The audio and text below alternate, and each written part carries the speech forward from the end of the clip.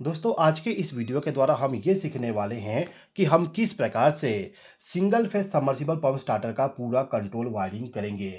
जैसे कि आप देख सकते हो मेरे पास में यहाँ पे एक डिस्ट्रीब्यूशन बॉक्स है जिसके अंदर में मैं पूरा का पूरा इन सभी इलेक्ट्रिकल कंपोनेंट को माउंट करके आपको पूरा वायरिंग को एक्सप्लेन करूंगा। और वायरिंग को भी मैं आपको पूरा सर्किट डायग्राम के जरिए एक्सप्लेन करूंगा जिससे कि आपको पूरा चीजें अच्छे तरीके से समझ में आ जाए। तो फिलहाल के टाइम पे मैं जो समर्सिबल पंप स्टार्टर बनाने जा रहा हूँ वो बनाने जा रहा हूँ सिंगल फेस मोटर के लिए जो कि होगा 1 हॉर्स पावर के लिए। अब जो 1 हॉर्स पावर का समर्सिबल पंप होता है उसके लिए हमें क्या क्या इलेक्ट्रिकल कंपोनेंट की आवश्यकता होगी उसको समझ लेते हैं। 1 हॉर्स पावर का जो समर्सिबल पंप होता है उसको चालू और बंद करने के लिए हमें जरूरत पड़ती है 2 कैपेसिटर। एक कैपेसिटर इस्तेमाल किया जाएगा स्टार्टिंग के लिए और दूसरा इस्तेमाल किया जाएगा रनिंग के लिए। अब 1 हॉर्स पावर के लिए जो कैपेसिटर इस्तेमाल करोगे इसमें से एक कैपेसिटर होगा आपका 50 माइक्रोफैराड का। जैसे कि आप देख सकते हो यहाँ पे लिखा हुआ है 50 माइक्रोफैराड। मतलब कि जो आपका रनिंग कैपेसिटर होगा वो होगा 50 माइक्रोफैराड का और जो स्टार्टिंग कैपेसिटर होगा वो होगा 120 बाई 150 माइक्रोफैराड का। मैं जो यहाँ पे कैपेसिटर इस्तेमाल कर रहा हूँ ये कैपेसिटर प्रिक्सन कंपनी के द्वारा बनाया गया है। वैसे तो मैं यहाँ पे जितने भी इलेक्ट्रिकल डिवाइस इस्तेमाल कर रहा हूँ जैसे कि जो मेरा डिस्ट्रीब्यूशन बॉक्स है, कॉन्टेक्टर, अमीटर, वोल्ट मीटर और भी जो बाकी डिवाइसेस है सभी के सभी प्रिक्सन कंपनी के द्वारा बनाया गया है। तो यहाँ पे मेरे पास में 2 कैपेसिटर है जिसके बारे में मैंने आपको बता दिया। कैपेसिटर के अलावा हमें इस्तेमाल करना पड़ता है कॉन्टेक्टर। मैं यहाँ पे अभी के टाइम पे 2 पोल वाली कॉन्टेक्टर इस्तेमाल कर रहा हूँ। ये जो मेरे पास में 2 पोल का कॉन्टेक्टर है इसका करंट रेटिंग है 16 एम्पियर। मतलब कि इसके पावर वायरिंग से हम मैक्सिमम 16 एम्पियर करंट को फ्लो करवा सकते हैं। कॉन्टेक्टर का जो पावर रेटिंग होता है इस पावर रेटिंग के अलावा हमें कॉन्टेक्टर के कोयल का वोल्टेज भी ध्यान देना होता है।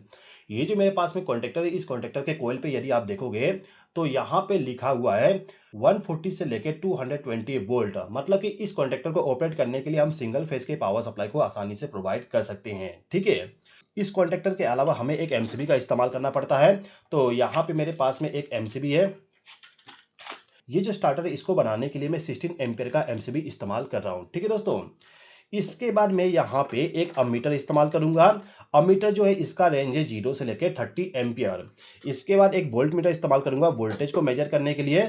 वोल्ट मीटर मेरा 0 से लेकर 500 वोल्ट का वोल्टेज को आसानी से मेजर कर सकता है। ठीक है, इसके अलावा हमें चाहिए होता है टर्मिनल ब्लॉक जिसमें हम इनकमिंग पावर सप्लाई और आउटगोइंग पावर सप्लाई को कनेक्ट करेंगे। ठीक है, और इन सभी के अलावा जो हमारा कैपेसिटर है और जो एमसीबी है इसको माउंट करने के लिए हमें कुछ चाहिए होगा माउंटिंग वाला फ्रेम। तो ये दोनों है कैपेसिटर को माउंट करने के लिए और ये एमसीबी को माउंट करने के लिए पूरा स्ट्रक्चर है। ठीक है, इसके अलावा मेरे पास में यहाँ पे इंडिकेशन लैंप है।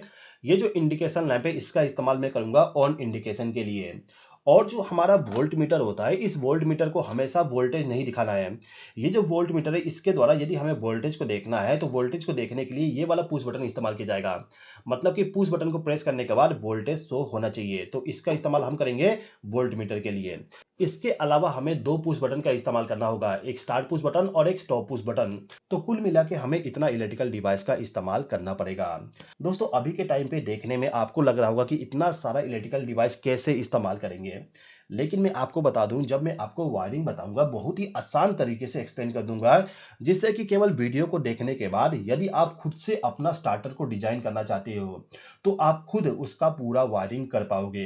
दोस्तों यदि आप इन सभी इलेक्ट्रिकल डिवाइस को बाय करना चाहते हो या फिर किसी एक इलेक्ट्रिकल डिवाइस को बाय करना चाहते हो तो किस प्रकार से बाय करोगे पूरा डिटेल मैंने आपको डिस्क्रिप्शन में दे दिया हूं। वहां पे आपको फोन नंबर मिल जाएगा या फिर आपको लिंक भी मिल जाएगा, उस पर क्लिक करके आप डायरेक्टली इसको बाय कर सकते हो। ठीक है दोस्तों, तो चलिए अभी के टाइम पे मैं क्या करता हूं कि ये जो सभी इलेक्ट्रिकल डिवाइस है इन सभी इलेक्ट्रिकल डिवाइस को इस बॉक्स के अंदर में माउंट कर देता हूं। तो ये जो मेरा बॉक्स है इस बॉक्स में पूरा इलेक्ट्रिकल डिवाइस को मैंने माउंट कर दिया। अब हमें इन सभी का कनेक्शन करना है, तो कनेक्शन करने के लिए हम इस सर्किट डायग्राम को फॉलो करेंगे। देखिए दोस्तों ये जो सर्किट डायग्राम है इस सर्किट डायग्राम में यदि आप देखोगे तो जो हमारा फेज सप्लाई है वो फेज सप्लाई सबसे पहले एमसीबी में जाएगा, फिर एमसीबी से अमीटर में और अमीटर से कॉन्टेक्टर के टर्मिनल पे जाएगा। तो सबसे पहले इतना वायरिंग हम कर देते हैं। देखिए दोस्तों जो आपका इनकमिंग पावर सप्लाई होता है उस पावर सप्लाई को लाके आपका जो यहाँ पे टर्मिनल ब्लॉक है इस ब्लॉक के साथ में कनेक्ट करना होता है। जैसे कि जो आपका पहला वाला टर्मिनल होता है इस पे आपको फेज सप्लाई कनेक्ट करना होता है, सेकेंड वाले टर्मिनल पे आपको न्यूट्रल सप्लाई कनेक्ट करना होता है। तो मान लेते हैं कि फर्स्ट वाले टर्मिनल पे हम फेज सप्लाई कनेक्ट करेंगे तो इसका जो दूसरा टर्मिनल है उस टर्मिनल के साथ में एक वायर को कनेक्ट कर देता हूँ। इस प्रकार से मैंने कनेक्ट कर दिया। अब इस वायर का जो दूसरा सिरा है इसको ले जाके मेरा जो एमसीबी है इस एमसीबी को इनकमिंग पावर सप्लाई देना है। ये जो मेरे पास में एमसीबी है इस एमसीबी के साइड में यदि आप देखोगे तो इसमें कुछ लिखा हुआ है, जैसे कि यहाँ पे लिखा हुआ है सप्लाई और यहाँ पे लिखा हुआ है लोड। तो जिस साइड में सप्लाई लिखा हुआ है उसी साइड में आपको इनकमिंग पावर सप्लाई कनेक्ट करना है, और जिस साइड में लोड लिखा होगा उस साइड से आपको पावर सप्लाई ले जाके आपके कॉन्ट्रेक्टर को पावर सप्लाई प्रोवाइड करना है। तो मुझे क्या करना पड़ेगा कि ये जो वायर है इस वायर को लाके सप्लाई वाले टर्मिनल पे इसको डायरेक्टली कनेक्ट करना होगा। तो मैं इसको इस प्रकार से कनेक्ट कर देता हूँ। अब इस एमसीबी के आउटपुट टर्मिनल पे हमें एक वायर कनेक्ट करना है और इसको ले जाके अमीटर को पावर सप्लाई प्रोवाइड करना है। तो इसके लिए मैं इस वायर का इस्तेमाल करूंगा। इस वायर को ले जाके लोड वाले साइड में इसको कनेक्ट कर दूंगा इस प्रकार से, और इसका जो दूसरा सिरा है इसको ले जाके अमीटर का जो ये वाला टर्मिनल है इसके साथ कनेक्ट कर देता हूँ। आप देख सकते हैं ये वाला मीटर मेरा अमीटर का है, तो इसी वाले अमीटर के साथ में मैंने इस वायर को ले जाके कनेक्ट कर दिया इस प्रकार से। अब इस अमीटर का जो दूसरा टर्मिनल है इस टर्मिनल के साथ हमें एक वायर को कनेक्ट करना होगा। तो मैं यहाँ पे इस वायर को कनेक्ट कर देता हूँ। अब इस वायर से जो पावर सप्लाई जाएगा इस पावर सप्लाई को ले जाके हमें कॉन्ट्रेक्टर को पावर सप्लाई प्रोवाइड करना है। तो इसको थोड़ा सा मैं रोटेट करके लेके जाता हूँ इस प्रकार से, ठीक है। तो यहाँ पे पावर टर्मिनल है तो इसके साथ में इसको कनेक्ट कर दिया। तो ये जो सर्किट डायग्राम है इस सर्किट डायग्राम के अनुसार हमने फेज सप्लाई को ले जाके एमसीबी के साथ कनेक्ट कर दिए और अमीटर के साथ भी कनेक्शन कर दिए। अमीटर के बाद में पावर सप्लाई को ले जाके कॉन्ट्रेक्टर को इनपुट पावर सप्लाई प्रोवाइड कर दिए।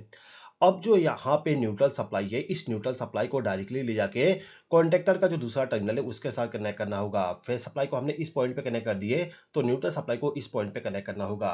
तो न्यूट्रल सप्लाई के लिए मैं एक ब्लैक वायर का इस्तेमाल करता हूँ। इस वायर को ले जाके सेकेंड वाला जो टर्मिनल है इस टर्मिनल के साथ इसको कनेक्ट कर देता हूँ।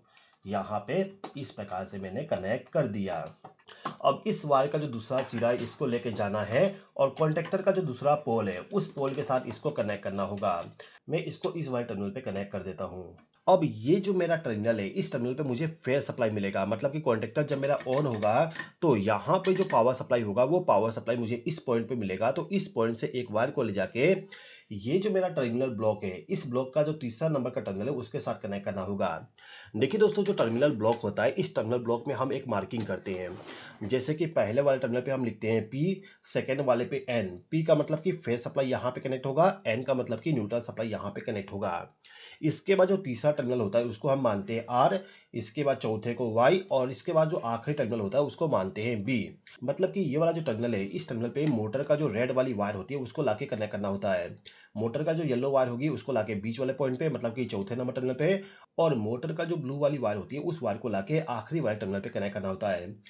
तो अभी के टाइम पे मैं क्या करता हूँ कि जो मेरा फेज सप्लाई है इस फेज सप्लाई के साथ एक वायर को कनेक्ट कर देता हूँ। मैंने यहाँ पे एक रेड वायर का इस्तेमाल कर लिया।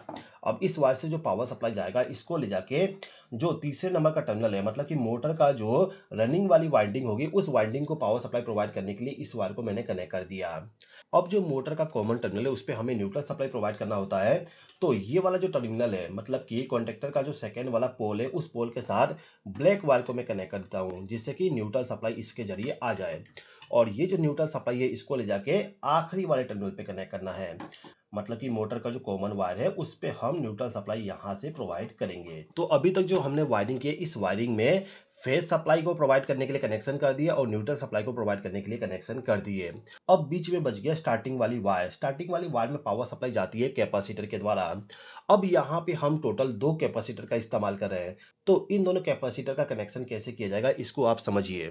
देखिए दोस्तों, जो आपका मोटर होता है उस मोटर का जो स्टार्टिंग वाली वायर होती है, जैसे कि यहाँ पे मैंने लिखा वाई वाला वायर जो होता है वो होता है स्टार्टिंग के लिए। तो इसमें जो पावर सप्लाई जाएगा कैपेसिटर के द्वारा वो पावर सप्लाई जाना चाहिए रनिंग कैपेसिटर और स्टार्टिंग कैपेसिटर के द्वारा। रनिंग कैपेसिटर होगा वो हमेशा पावर सप्लाई प्रोवाइड करते रहेगा इस वाले पॉइंट पे, लेकिन जो स्टार्टिंग कैपेसिटर होगा इस कैपेसिटर को पुश बटन के साथ कनेक्ट करना है। जैसे कि आप देख सकते हो यहाँ पे जो मेरा स्टार्ट पुश बटन है इस पुश बटन के साथ में जो पीछे में एलिमेंट लगा होता है उस एलिमेंट में 2 एनो कॉन्टैक्ट इस्तेमाल किया गया है। एक एनो कॉन्टैक्ट ये वाला हो गया और दूसरा एनो कॉन्टैक्ट ये वाला हो गया। तो स्टार्ट पुश बटन का जो दूसरा एनो कॉन्टैक्ट है उस कॉन्टैक्ट के द्वारा स्टार्टिंग कैपेसिटर का पावर सप्लाई प्रोवाइड करेंगे। सबसे पहले हम क्या करते हैं कि जो रनिंग कैपेसिटर है इसका कनेक्शन कर देते हैं। रनिंग कैपेसिटर का जो एक वायर होगा वो जाएगा कॉन्टैक्टर के आउटपुट टर्मिनल पे, मतलब कि फेज वाले टर्मिनल पे, और दूसरा वायर चला जाएगा वाई वाले टर्मिनल पे। तो हमें क्या करना होगा, यहाँ पे जो हमारा रनिंग वाली कैपेसिटर है, ये रनिंग कैपेसिटर है, ये स्टार्टिंग कैपेसिटर है। स्टार्टिंग कैपेसिटर का वैल्यू ज़्यादा होती है, रनिंग कैपेसिटर का वैल्यू कम होती है। तो जो मेरा रनिंग कैपेसिटर है, इस कैपेसिटर का जो दोनों वायर है, इन दोनों वायर में से किसी भी एक वायर का इस्तेमाल कर लूंगा पावर सप्लाई को प्रोवाइड करने के लिए। एक जो वायर होगा इसको ले जाके जो मेरा फेज सप्लाई है उस फेज सप्लाई के साथ कनेक्ट करना होगा। देखिए मैं यहाँ पे कॉन्टेक्टर का जो आउटपुट टर्मिनल है इस टर्मिनल का इस्तेमाल कर रहा हूँ। आप कभी भी इस वायर को ले जाके इनपुट टर्मिनल पे मत कनेक्ट करिएगा। कॉन्टेक्टर के चालू होने के बाद ही हमें पावर सप्लाई प्रोवाइड करना है मोटर के लिए। तो कॉन्टेक्टर के आउटपुट टर्मिनल पे मैं इस वायर को कनेक्ट कर दिया। अब इस कैपेसिटर का जो दूसरा वायर है, मतलब कि ये वाला जो वायर है, इस वायर को ले जाके वाई वाला जो टर्मिनल है इस टर्मिनल के साथ इसको कनेक्ट कर दूंगा। मैं यहाँ पे इसको ओपन किया और यहाँ पे कनेक्ट कर दिया। अब जो स्टार्टिंग कैपेसिटर है इसका हमें कनेक्शन करना है। तो स्टार्टिंग कैपेसिटर में जैसे कि मैंने बताया, स्टार्टिंग कैपेसिटर को पावर सप्लाई भी कॉन्टेक्टर के फेस टर्मिनल के द्वारा जाएगा, लेकिन इसका जो दूसरा वायर होगा वो जाएगा स्टार्ट पुश बटन के एनो कॉन्टेक्ट पे। तो मैं क्या करता हूँ कि एक वायर जो है इसको ले जाके जो फेस सप्लाई है इसी के साथ इसको कनेक्ट कर देता हूँ डायरेक्टली। यहाँ पे मैंने इसको ओपन किया और इस वाले पॉइंट पे डायरेक्टली मैंने कनेक्ट कर दिया। ठीक है, तो इस वाले टर्मिनल पे टोटल 3 वायर कनेक्ट हो चुके हैं। अब इस कैपेसिटर का, मतलब कि ये वाला जो कैपेसिटर है, इस कैपेसिटर का जो दूसरा वायर है इसको लेके जाना है और जो हमारा स्टार्ट पुश बटन है, जैसे कि आप देख सकते हो यहाँ पे स्टार्ट पुश बटन लगाया गया है। जो आपका स्टार्ट पुश बटन होगा उस पुश बटन के बैक साइड में आपको टोटल 2 एनो कॉन्टैक्ट का इस्तेमाल करना है। ये जो दोनों एनो कॉन्टैक्ट है, इन कॉन्टैक्ट में किसी भी एक टर्मिनल पे आप इस कैपेसिटर वाले वायर को कनेक्ट कर दीजिए। ये जो कैपेसिटर का वायर है ये थोड़ा सा छोटा है, तो इसके साथ में मैं एक वायर को लूप कर देता हूँ। इस प्रकार से मैं इसका लूपिंग कर देता हूँ।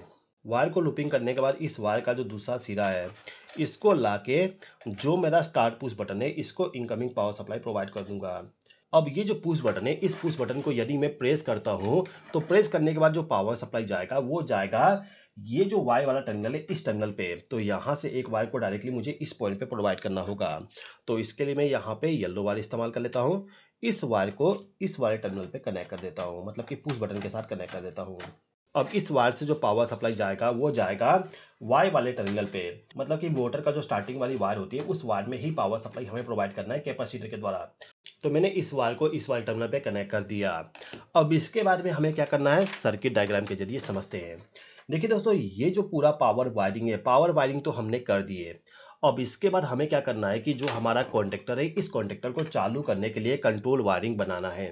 कंट्रोल वायरिंग किस प्रकार से किया जाएगा इसको हम समझते हैं। देखिए, आपको क्या करना है कि जो आपका एमसीबी है, इस एमसीबी के आउटपुट टर्मिनल से आप चाहे तो एमसीबी के आउटपुट टर्मिनल से या फिर अमीटर जो है इस अमीटर का जो आउटपुट है उस टर्मिनल से एक वायर को लूप करके स्टार्ट पुश बटन को इनपुट पावर सप्लाई देना है। आप चाहे तो अमीटर के आउटपुट टर्मिनल से या फिर कॉन्टेक्टर के इनपुट टर्मिनल से पावर सप्लाई को लाके इस पॉइंट पे कनेक्ट कर सकते हैं। तो मैं क्या करता हूं कि जो स्टार्ट पुश बटन है इसको जो पावर सप्लाई दिया जाएगा उस पावर सप्लाई को मैं इस कॉन्टेक्टर के इनपुट टर्मिनल से लेके जाता हूं, मतलब कि यहां से वायर को लेके जाता हूं जिस प्रकार से सर्किट डायग्राम में बनाया गया है। तो इसके लिए मैं यहाँ पे ब्लू वायर का इस्तेमाल करूंगा। ब्लू वायर के जरिए मैं पूरा कंट्रोल वायरिंग करने वाला हूँ। तो इस वायर को ले जाके जो इनपुट टर्मिनल है, ये वाला जो टर्मिनल है इसके साथ इसको कनेक्ट कर दूंगा। अब इस वायर से जो पावर सप्लाई जाएगा वो जाएगा हमारे इस पुश बटन के लिए, मतलब कि पुश बटन जो है इसको इनपुट पावर सप्लाई हम डायरेक्टली यहाँ से ले जाके प्रोवाइड कर देंगे। देखिए दोस्तों, स्टार्ट पुश बटन के साथ कनेक्शन करने के टाइम पे आपको ये ध्यान देना है कि जो आपका पुश बटन है इस पुश बटन के दूसरे एलिमेंट के साथ इस वायर को कनेक्ट करना है। जो पहला वाला एलिमेंट है इसके साथ हमने कैपेसिटर वाले वायर को कनेक्ट किए हैं और जो दूसरा एलिमेंट है इसका इस्तेमाल किया जाएगा कंट्रोल वायरिंग करने के लिए। तो दूसरे एलिमेंट के साथ मैंने इस वायर को कनेक्ट कर दिया। अब स्टार्ट पुश बटन जो है इससे पावर सप्लाई जाएगा स्टॉप पुश बटन के लिए। तो एक छोटा सा वायर का लूपिंग करना होगा। तो इसके लिए मैं इस वायर का इस्तेमाल करता हूँ। इस वायर के जरिए डायरेक्टली मैं इन दो टर्मिनल को आपस में शॉर्ट कर देता हूँ। अब स्टॉप पुश बटन से जो पावर सप्लाई जाएगा वो पावर सप्लाई जाएगा हमारे इस कॉन्टेक्टर को चालू करने के लिए, मतलब कि कॉन्टेक्टर का जो A1 टर्मिनल है इसके नीचे में यहाँ पे A1 टर्मिनल है, तो इसके साथ हमें एक वायर को कनेक्ट करना होगा। तो मैं यहाँ पे क्या करता हूँ कि ये जो वायर है इस वायर को ले जाके स्टॉप पुश बटन के आउटपुट टर्मिनल पे कनेक्ट कर देता हूँ। अब इस वायर से जो पावर सप्लाई जाएगा वो जाएगा हमारे कॉन्टेक्टर को चालू करने के लिए। तो A1 टर्मिनल पे मैंने इस वायर को कनेक्ट कर दिया। आप देख सकते हैं A1 टर्मिनल इस साइड में, तो मैंने इस टर्मिनल के साथ इस वाले वायर को कनेक्ट कर दिया। तो ये जो कॉन्टेक्टर है, इस कॉन्टेक्टर को मैंने फेस सप्लाई तो प्रोवाइड कर दिया। इस कॉन्टेक्टर को ऑपरेट करने के लिए न्यूट्रल सप्लाई भी देना होगा। तो न्यूट्रल सप्लाई मैं कहाँ से प्रोवाइड कर सकता हूँ? जो मेरा न्यूट्रल सप्लाई है, मतलब कि ये जो दूसरा नंबर का टर्मिनल है, इसके जरिए पावर सप्लाई मैं प्रोवाइड कर सकता हूँ। वैसे तो मेरा जो न्यूट्रल सप्लाई है वो इस पॉइंट पे कनेक्ट है। जैसे कि आप देख सकते हो सेकंड टर्मिनल पे मैंने न्यूट्रल सप्लाई कनेक्ट किया था, तो इसी के जरिए न्यूट्रल सप्लाई इस कॉन्टेक्टर के कॉइल में भी प्रोवाइड कर देता हूँ। तो मैं क्या करता हूँ कि ये जो न्यूट्रल वाला टर्मिनल है, इस टर्मिनल के साथ एक वायर को कनेक्ट कर देता हूँ। अब इस वायर का जो दूसरा टर्मिनल है, इसको ले जाके कॉन्टेक्टर का जो A2 टर्मिनल है, नीचे में इस तरफ है, तो इसके साथ इस वायर को कनेक्ट कर देता हूँ। अब इसके बाद में हमें इस कॉन्टेक्टर को होल्ड करने के लिए होल्डिंग सर्किट बनाना है। देखिए दोस्तों, यदि इस कॉन्टेक्टर में एनो कॉन्टैक्ट होता तो इस कंडीशन में आप क्या करते कि जो कॉन्टेक्टर का एनो कॉन्टैक्ट है, जैसे कि ये वाला जो एनो कॉन्टैक्ट है, इस कॉन्टैक्ट को स्टार्ट पुश बटन के पैरेलल में कनेक्ट कर देते। लेकिन इस वाले कॉन्टेक्टर में कोई भी एनो कॉन्टैक्ट नहीं है, तो इस कंडीशन में आपको क्या करना होगा, जो आपका पावर टर्मिनल है, जैसे कि ये वाला जो पावर टर्मिनल है, इस टर्मिनल का जो आउटपुट है, मतलब कि जो फेज सप्लाई आप इस्तेमाल किए हो, उसी फेज सप्लाई से एक वायर को ले जाके डायरेक्टली स्टार्ट पुश बटन के आउटपुट टर्मिनल पे या फिर स्टॉप पुश बटन के इनपुट टर्मिनल पे कनेक्ट करना होगा। वैसे तो मेरा जो सर्किट डायग्राम है, इस सर्किट डायग्राम में मैंने यहाँ पे एनो कॉन्टैक्ट बनाया हूँ, ये वाला नहीं रहेगा, ये डायरेक्टली वायर जाएगा इस पॉइंट पे। तो मैं क्या करता हूँ कि इस कॉन्टेक्टर का जो फेस वाला टर्मिनल है, उसी टर्मिनल के साथ एक वायर को कनेक्ट कर देता हूँ। ब्लू वायर में यहाँ पे कनेक्ट करा हूँ होल्डिंग सर्किट के लिए। अब इस वायर से जो पावर सप्लाई जाएगा, इसको ले जाके हमें स्टॉप पुश बटन को इनपुट पावर सप्लाई देना है। यहाँ पे स्टॉप पुश बटन है, तो इसके साथ मैं यहाँ पे कनेक्ट कर देता हूँ। तो मैंने इस वायर को कनेक्ट कर दिया है। इस वायर को कनेक्ट करने के बाद मेरा जो होल्डिंग सर्किट है, वो होल्डिंग सर्किट बन चुका है। अब इसके बाद में जो मेरा इंडिकेशन लैंप है, जैसे कि ये वाला जो इंडिकेशन लैंप है, इसका कनेक्शन करना है, और जो मेरा वोल्ट मीटर है, इसका भी कनेक्शन करना है। तो सबसे पहले क्या करना होगा मुझे, इसको सर्किट डायग्राम में समझ लेते हैं। देखिए दोस्तों, जो ऑन इंडिकेशन होगा, इस इंडिकेशन को पावर सप्लाई आप चाहे तो कॉन्टेक्टर के आउटपुट टर्मिनल से दे सकते हैं, या फिर जो हमने यहाँ पे होल्डिंग सर्किट बनाए, उसी होल्डिंग के साथ इसको कनेक्ट कर सकते हैं। तो मैं क्या करता हूँ कि जो स्टॉप पुश बटन के साथ में जो वायर कनेक्ट है, उसी वायर के साथ एक वायर को लूप करके इसको पावर सप्लाई प्रोवाइड कर देता हूँ।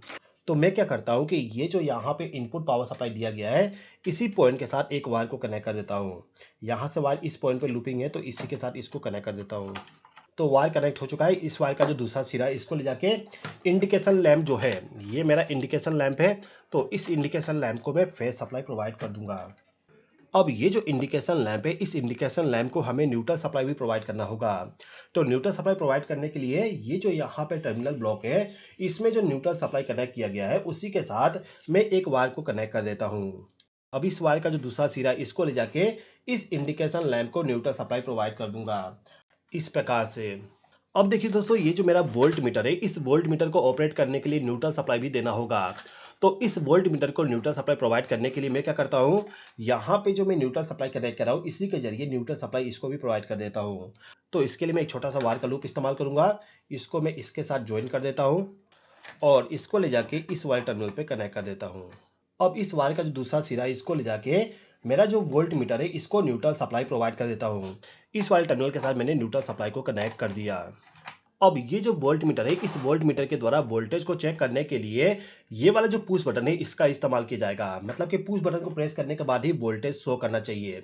तो इस काम के लिए मैं क्या करता हूँ, ये जो मेरा वोल्ट मीटर वाला पुश बटन है, इसको इनपुट पावर सप्लाई एमसीबी के द्वारा प्रोवाइड कर देता हूँ। तो एमसीबी के आउटपुट टर्मिनल पे मैंने दो वायर को कनेक्ट कर दिया। एक वायर तो कंट्रोलिंग के लिए जा रहा है, दूसरा वायर हमारा वोल्ट मीटर के लिए जाएगा।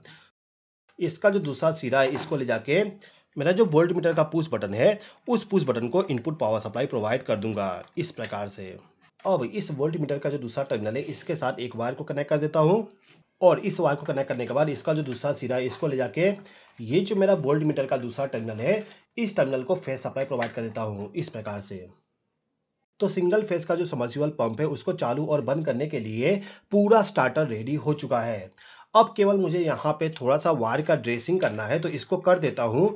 इसके बाद मैं आपको पूरा इसका वर्किंग को दिखा दूंगा। तो ये जो स्टार्टर है, इसका पूरा मैंने ड्रेसिंग कर दिया हूँ। साथ ही साथ में इस स्टार्टर को मैंने इनपुट पावर सप्लाई प्रोवाइड कर दिया। आप देख सकते हो यहाँ पे मैंने दो वायर को कनेक्ट कर दिया हूँ, जिसके द्वारा फेज सप्लाई और न्यूट्रल सप्लाई प्रोवाइड करूंगा। अभी के टाइम पे मैं मोटर को कनेक्ट नहीं कर रहा हूँ, क्योंकि मोटर मेरे पास में नहीं है सबमर्सिबल पंप वाली, तो उसको मैं शो नहीं कर सकता हूँ। ठीक है, इन फ्यूचर यदि मेरे पास में सबमर्सिबल पंप आ जाएगा, तो मैं इसका पूरा प्रैक्टिकल आपको वर्किंग भी दिखा दूंगा। ठीक है दोस्तों, तो फिलहाल के टाइम पे जो मेरा पैनल है, ये पैनल पूरा का पूरा रेडी हो चुका है। दोस्तों, मैंने जो सिंगल फेस का सबमर्सिबल पंप स्टार्टर बनाया, इस स्टार्टर में मैंने एनालॉग वाली अमीटर और वोल्टमीटर का इस्तेमाल किया। यदि आप चाहो तो डिजिटल वाली अमीटर और वोल्टमीटर का भी इस्तेमाल कर सकते हो। ये जो डिजिटल वाली अमीटर वोल्टमीटर है, इसका भी कनेक्शन आप यहाँ पे कर सकते हो। ये जो पैनल है, इस पैनल को एनालॉग वाली अमीटर वोल्टमीटर के लिए डिजाइन किया गया है। यदि आप भी खुद इस प्रकार का पैनल को बनाना चाहते हैं और उस पैनल में यदि आप इस प्रकार का डिजिटल अमीटर वोल्टमीटर का इस्तेमाल करना चाहते हैं, तो इसके लिए अलग से एक डिस्ट्रीब्यूशन बॉक्स आता है इस प्रकार का, जिसमें केवल एक यहाँ पे कटआउट होती है, जिसमें हम डायरेक्टली इस वाले अमीटर वोल्टमीटर को माउंट कर सकते हैं इस प्रकार से। तो यदि आप इस वाले बॉक्स को या फिर इस वाले बॉक्स को बाय करना चाहते हो, या फिर जो भी इस इलेक्ट्रिकल पैनल में इलेक्ट्रिकल डिवाइसेस इस्तेमाल किया गया है, जैसे कि capacitor, contactor, ammeter, voltmeter, MCB, push button, जो भी चीजें आपको बाय करना है, पूरा बाय करने का लिंक मैं आपको डिस्क्रिप्शन में दे दूंगा।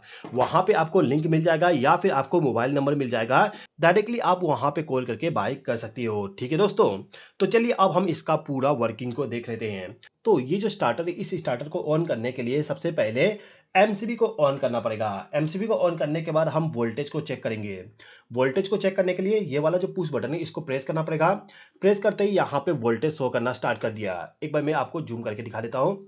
यहाँ पे देखिए, मैं यदि इसको प्रेस करूं तो यहाँ पे वोल्टेज शो किया जा रहा है। अभी के टाइम पे 250 या 60 वोल्ट है, मतलब कि अच्छा खासा वोल्टेज है मेरे मोटर को चालू करने के लिए। ठीक है, अब ये जो स्टार्ट पुश बटन है, इसको यदि मैं प्रेस करूं तो मेरा जो कॉन्टेक्टर है, कॉन्टेक्टर ऑन हो गया। आप यहाँ पे देखेंगे इंडिकेशन लैंप भी ग्लो हो रहा है। ये जो इंडिकेशन लैंप है वो ग्लो हो रहा है, आपको शायद वीडियो में पता ना चले। देखिए यहाँ पे ऑन हुआ, इंडिकेशन ग्लो हो गया, ऑफ होने पे इंडिकेशन लैंप ऑफ गया, on off on off. Okay, साथ ही साथ में आपको यहाँ पे आवाज भी सुनाई दे रहा होगा। जैसे ही मैं स्टार्ट पुश बटन को प्रेस करूंगा, ये वाला जो प्लंजर है वो अंदर की तरफ चला जाएगा, अंदर चला गया, ऑफ करने पे ऊपर की तरफ आ गया। ठीक है, तो कॉन्टेक्टर मेरा चालू बंद हो रहा है। देखिए दोस्तों, यदि आप मोटर को चालू करने जाओगे तो मोटर को चालू करने के टाइम पे जब आप पुश बटन को प्रेस करोगे तो इस पुश बटन को आपको कम से कम 2 या 3 सेकंड तक प्रेस करना है, इसके बाद रिलीज करना है। 2 या 3 सेकंड के लिए प्रेस इसलिए करते हैं क्योंकि इसी के साथ में हमारा जो स्टार्टिंग कैपेसिटर होता है वो कनेक्ट होता है। तो जब हम इसको प्रेस करेंगे तभी जाके पावर सप्लाई स्टार्टिंग कैपेसिटर के द्वारा हमारे मोटर के स्टार्टिंग वाइंडिंग में जाएगा। तो मोटर के स्टार्टिंग वाइंडिंग में पावर सप्लाई प्रोवाइड करने के लिए हमें इसको 2-3 सेकंड तक प्रेस करके रखना पड़ता है। इसको रिलीज करने के बाद जो स्टार्टिंग कैपेसिटर होता है वो बाईपास हो जाती है। ठीक है, इसके बाद जब मोटर में पावर सप्लाई जाने लगता है तो जो हमारा अमीटर है, ये अमीटर करंट को शो करना स्टार्ट कर देगा। फिलहाल के टाइम पे मैंने कोई भी मोटर कनेक्ट नहीं किया, तो यहाँ पे कोई भी करंट शो नहीं किया जा रहा है। अब यदि आपको स्टार्टर को ऑफ करना है तो सिंपली स्टॉप पुश बटन को प्रेस कर दीजिए, आपका स्टार्टर ऑफ हो जाएगा। ठीक है दोस्तों, तो दोस्तों मैं उम्मीद करता हूं कि आपको ये समझ में आ गया होगा कि आप किस प्रकार से एक सबमर्सिबल पंप स्टार्टर का पूरा डिजाइनिंग करोगे, मतलब कि वायरिंग करोगे।